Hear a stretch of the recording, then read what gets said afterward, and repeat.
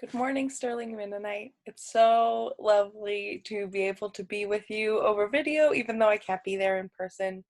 So as you know, we've been going through the Dietrich Bonhoeffer series where we look at the person and the life of Dietrich Bonhoeffer, but then we also do a component where we look at how these philosophies that Dietrich Bonhoeffer are being lived out in our current day. So today we have a very special guest for you. This man is named Bob Bartel. Perhaps some of you know him. He is a resident of Saskatchewan, but also worked with MCC for quite a few years. So we're going to be talking to him today about his faith and his life and what compelled him to protest on behalf of the Innu people. I can't wait for you to listen. Hi, Bob. It's lovely to meet you in person, or face-to-face at least. Yes, same with me. But why don't we start with the first question, and I just want to know a little bit more about the historical importance of your work, and so why were the NATO low-flying planes such a threat to the Innu people? Number one, they proceeded without consulting the Innu. Mm.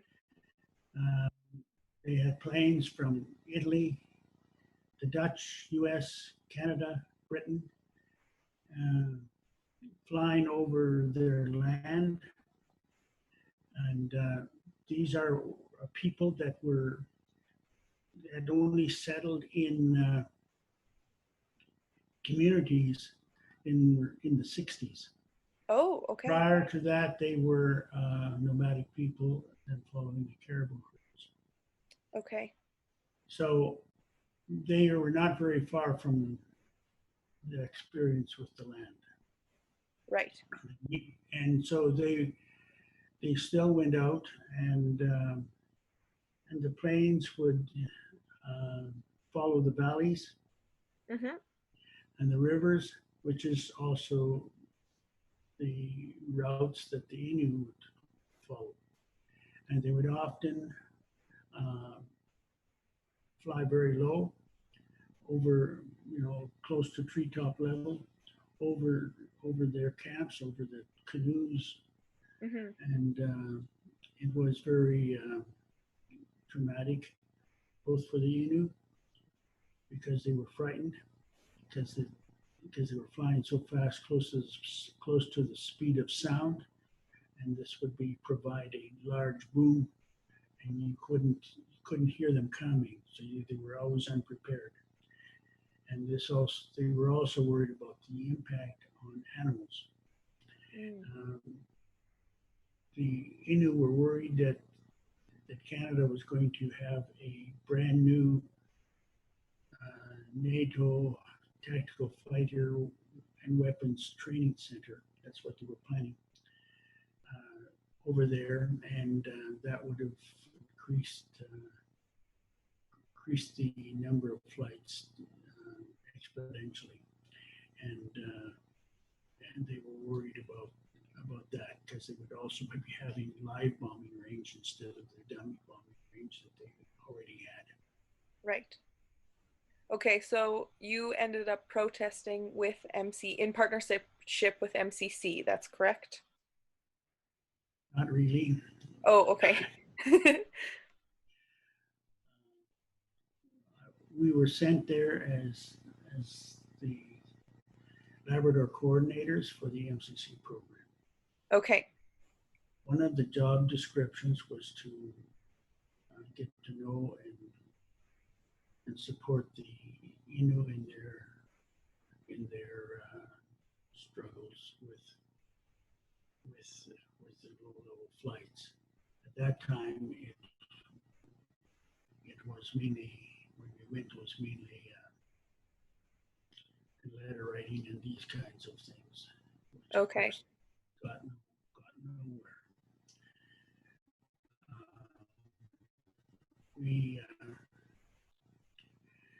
It took us a while to trust with them, and so when we did finally do that, then We were not part of any protest.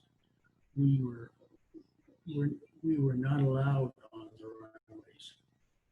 The Oh, Innu did not want a white man on the runway because that's where all the media would gravitate to. right. So my job was just to support. We would drive people to the protests, and we would take photographs and do support things for them. Yeah. Okay. And why did you, as an MCC worker, feel that this was an important role to play as the Labrador coordinators?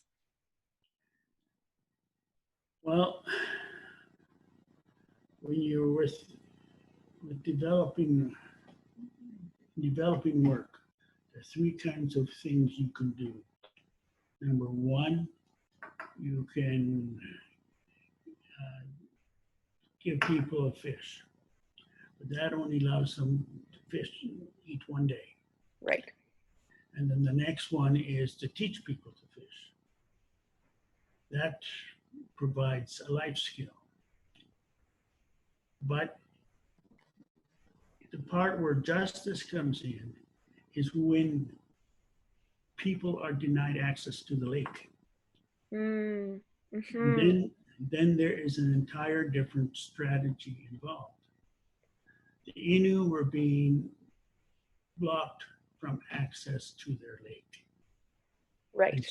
so then you have another things you can do. So it's I could I could have done nothing, but we wouldn't have built a relationship with the people. Right. And I mean, when I went back last March, I went with the head of MCC, Rick Kober Bauman, who followed me into session.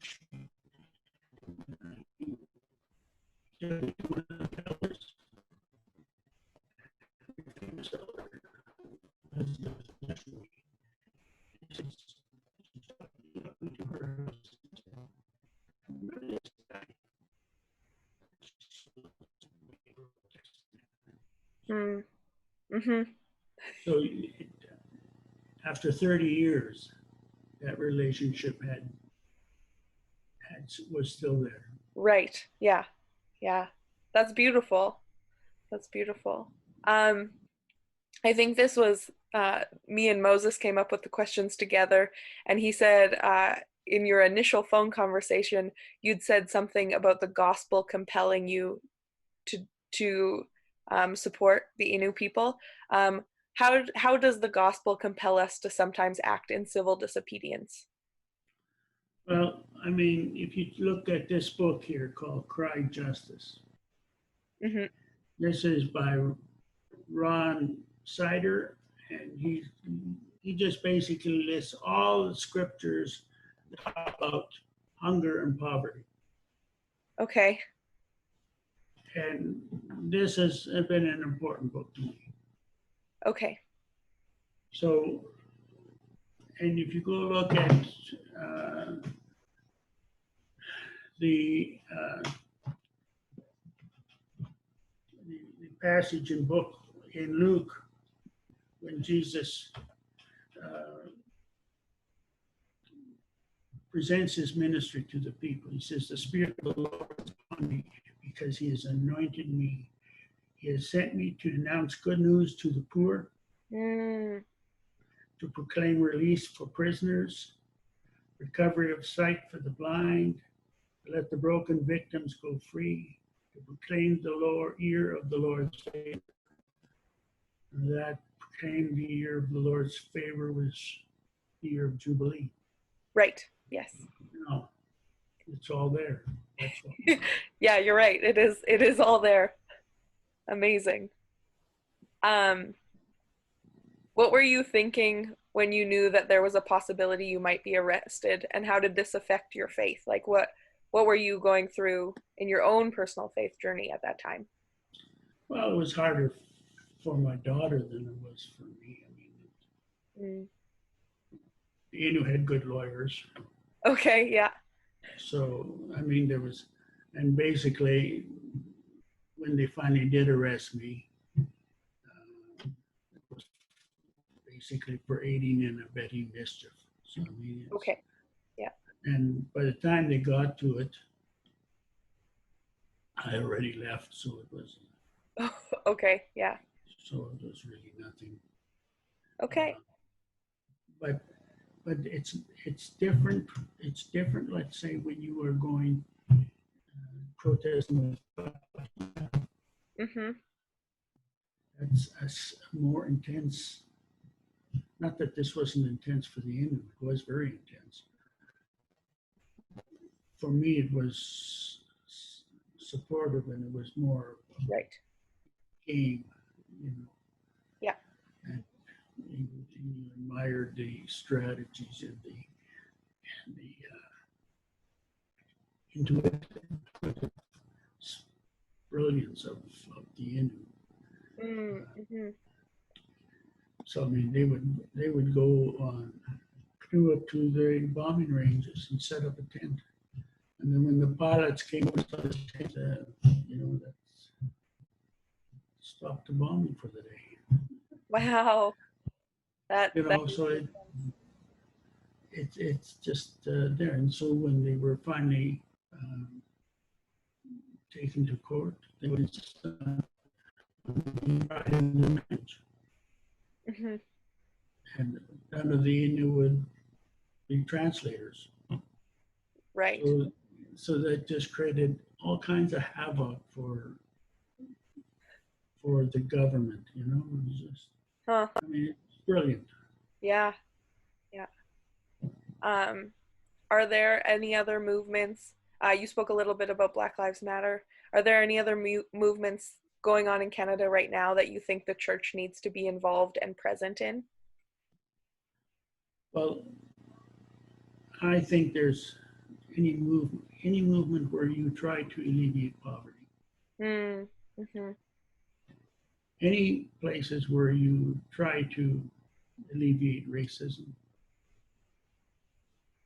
anytime you want to work for your grandchildren's future in terms of climate change, Mm-hmm.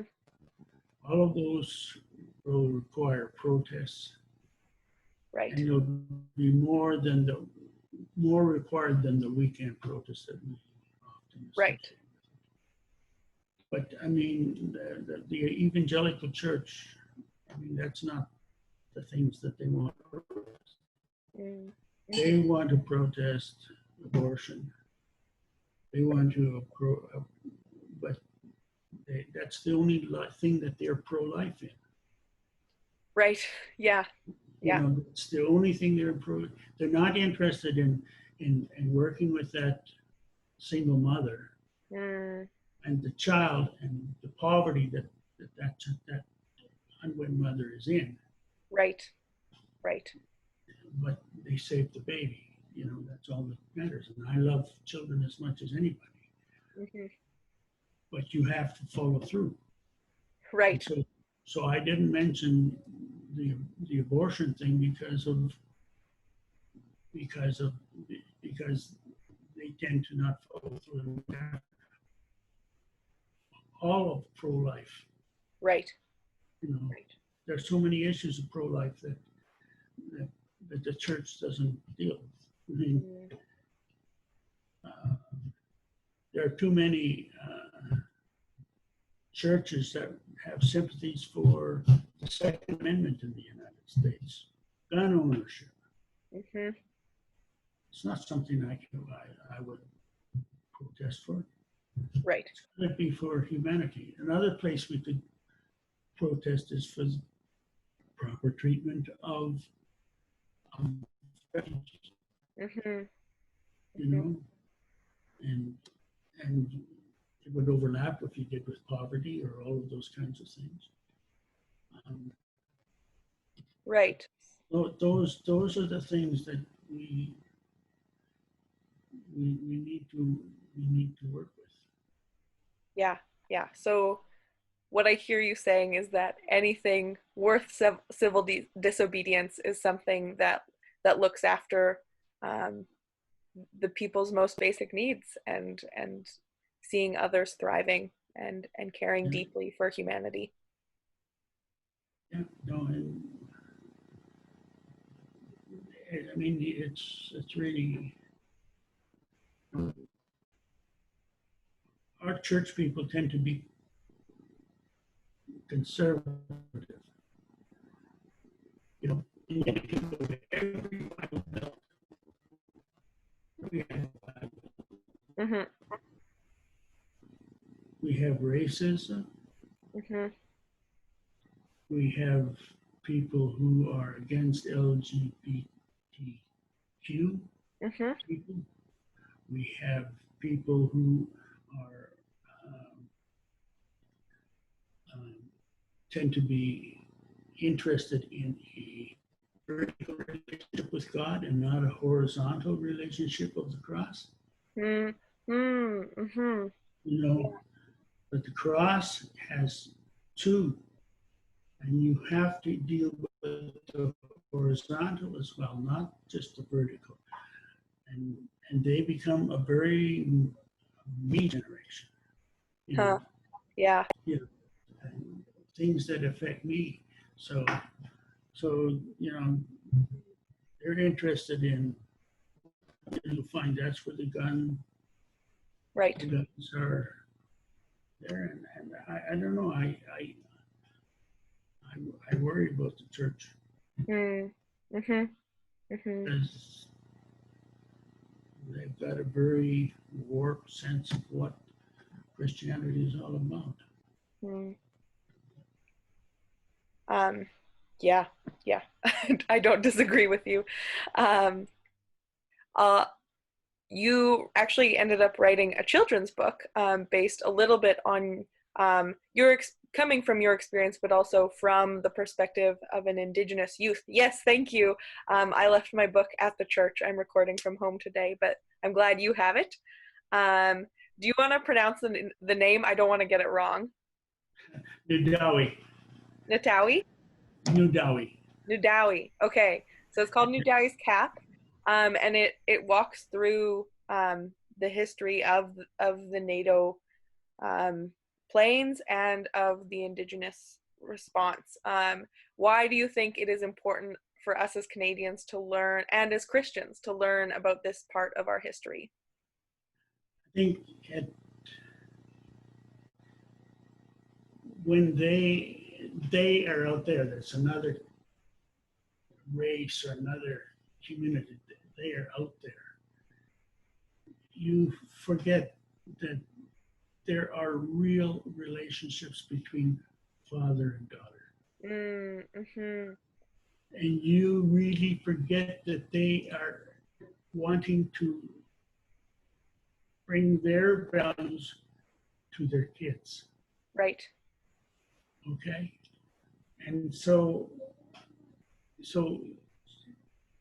that these people have the same feelings we do. Mm. When your father is being arrested, that's hurtful. Yeah. Yeah.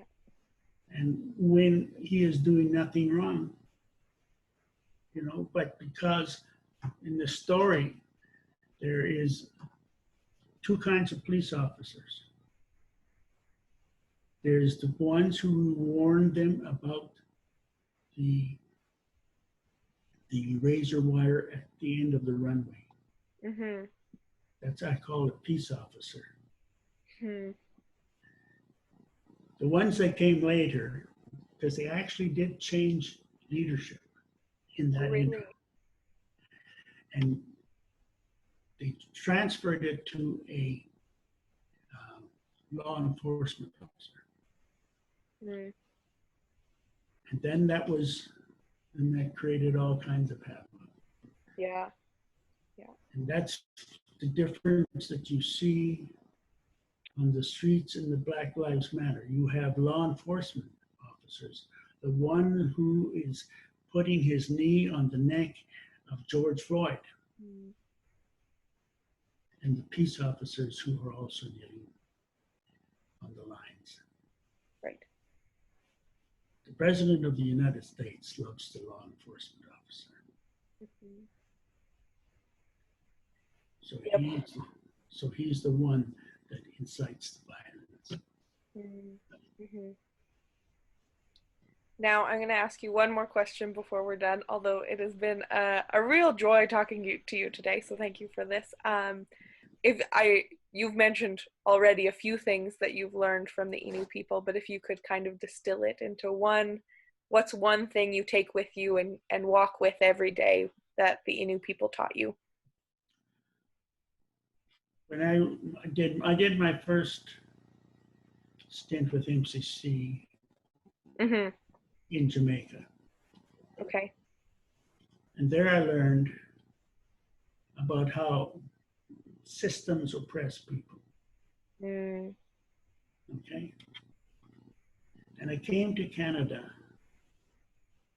and I realized that the same forces at play were working against our Aboriginal people.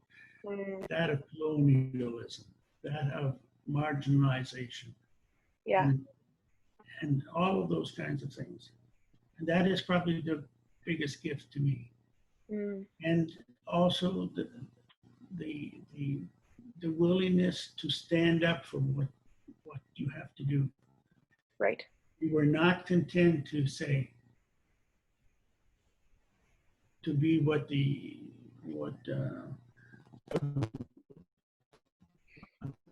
just roll over. Right. They said no. Mm-hmm. And so it is that strength, the inner strength, it was extremely hard. Yeah. They would do their protests and then they would go on home. And it would take a couple of weeks to get another. But they were consistent and they did it time and time again. Mm. And that has changed their community. I mean, when we were there, there were 1 million caribou per herd. Okay. Now there are 5,000. Mm. That's 30 years. Their life now relying on the caribou is gone. Right. And they've had to adjust. But that protest was something that allowed them to find inner resources to deal with what they're getting now. Yeah. So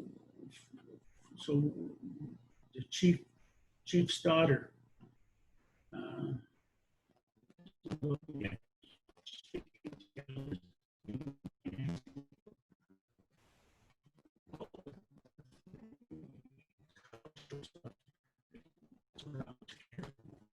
Mm-hmm.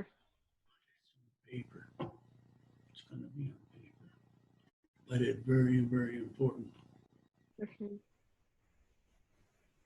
Well, thank you so much, Bob. You're welcome.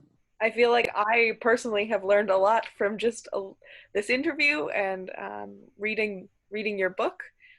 So I really appreciate you taking the time to meet with me and with Sterling Mennonite Fellowship. It's very good.